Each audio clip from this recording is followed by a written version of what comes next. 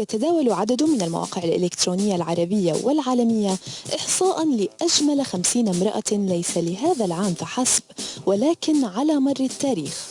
وقد ضم الإحصاء جميلات على مر الأزمان من خمسينات وستينات القرن الفائت إلى جميلات القرن ال21. وكان من بين نجمات الزمن الجميل الممثلة الإيطالية الفاتنة صوفيا لورين، والتي تبلغ من العمر 80 عاما، إلا أنها في أيام شبابها كانت تعتبر من أكثر ممثلات السينما جاذبية وشعبية. إلى هوليوود مع الممثلة الأمريكية ناتالي بورتمان، والتي تبلغ من العمر 33 عاما.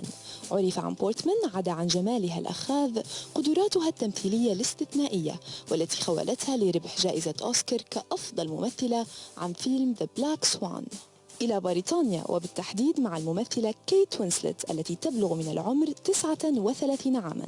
قدمت وينسلت أشهر أدوارها السينمائية منذ 19 عاما من خلال فيلم تايتانيك. إلى جيسيكا ألبا، التي تبلغ من العمر 33 عاما، والتي حصدت شهرة واسعة من خلال مسلسل أنجل، لتنتقل بعدها إلى التمثيل السينمائي، كما أنها سبق وأن حصدت ألقابا عديدة كأجمل نساء العالم وأكثرهن جاذبية.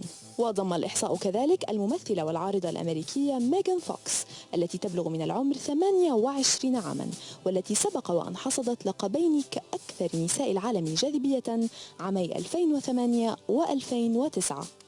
وأخيرا إلى بوليوود، التي فتنت العالم بنجماتها صاحبات الجمال الهادئ، ولعل أبرزهن الممثلة وعارضة الأزياء الهندية أشواريا راي، والتي تبلغ من العمر 41 عاما، وقد سبق وأن حصدت لقب ملكة جمال العالم لعام 2004.